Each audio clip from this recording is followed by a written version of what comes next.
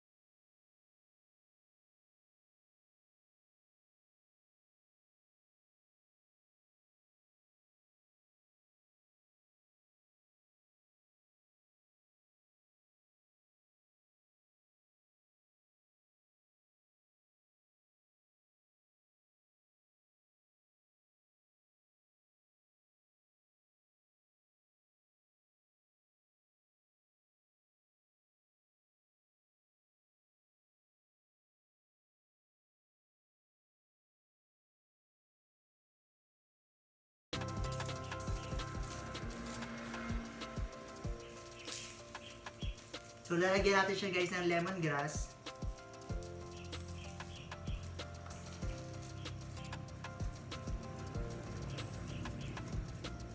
Sinong naniniwala na magiging masarap to? Wow! So, yan. Ilagay na natin. Then, lalagyan na siya natin ng onion.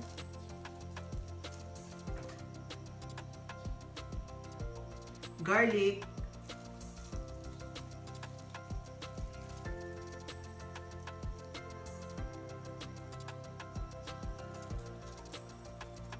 Yan.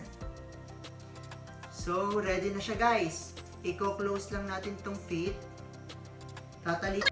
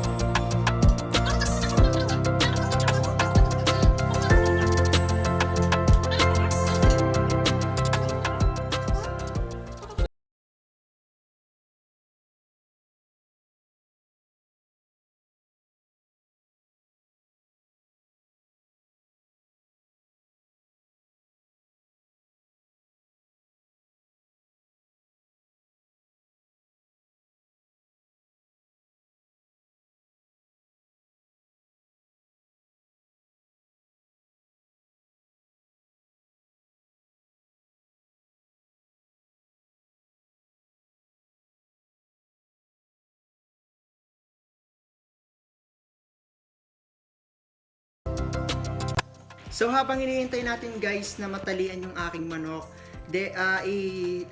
i-review ko na sa inyo, ipapakita ko na sa inyo yung bago nating oven. So hi guys, ang ituturo ko ngayon sa inyo is kung paano siya sindihan kapag mag-o-oven tayo, kapag mag-bake tayo and mag-grilling tayo. So simulan natin. So kapag magbe-bake tayo guys, kailangan muna nating ibuksan ang ating ang gasol natin. Then dito sa baba, dito yung sindihan ng natin for baking, and dito naman sa taas is yung for grilling.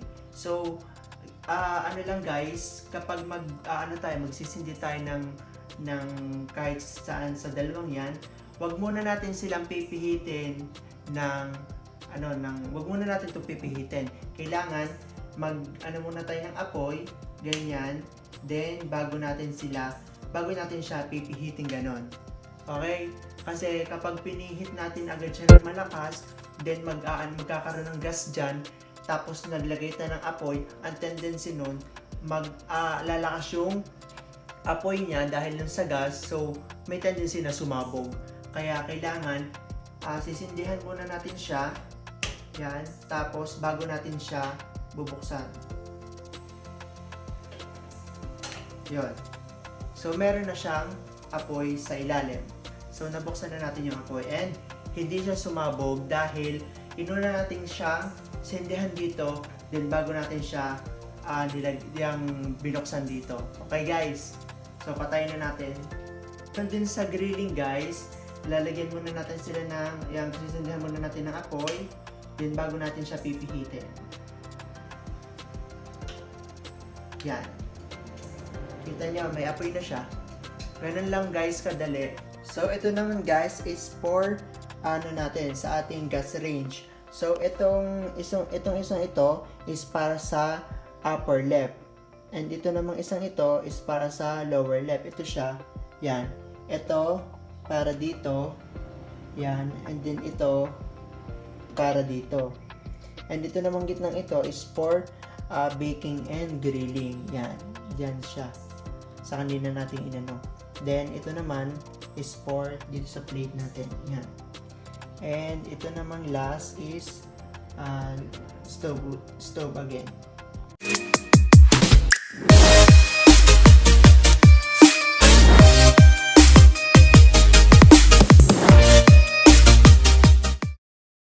So, yun guys, ready na ating chicken. Itatry na natin ang ating oven for grilling. So, tara na.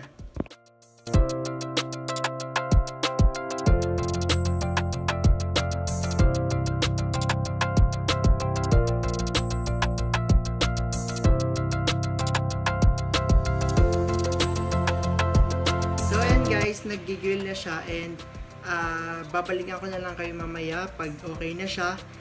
Sinet ko siya ng 1 hour. So, babalikan ko na lang kayo mamaya. Maghuhugas muna ako ng mga ginamit ko. So, bye-bye guys. See you mamaya.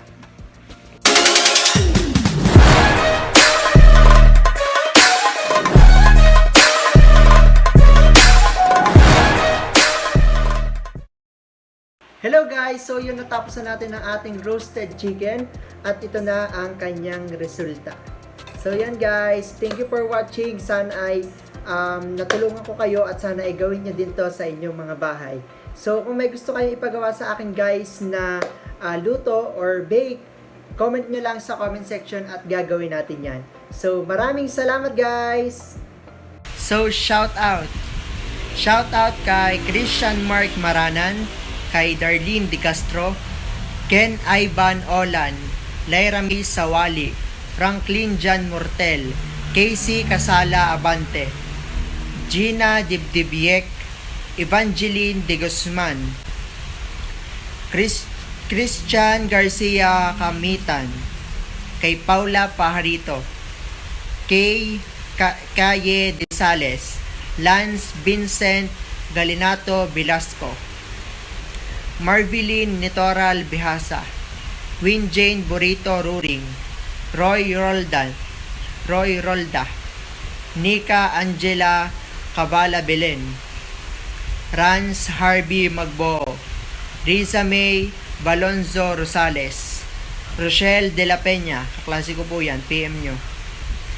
Paula Gutierrez, kay Alexa Judy May Sakay, Mary Joy Alamag, Pawi Ravi, Christine May Garcia, Manicar Moreno, Janine Jamero, Lodi, John Danton Sese, Aaron Melvin Sikat, John Carlo Magalay Guerra, Michelle Ramonida, Carl Allen Nitropuri, Rizalyn Medrano, Jaynalyn Evangelista, and Kuya B-Boy Ilagan. Thank you guys!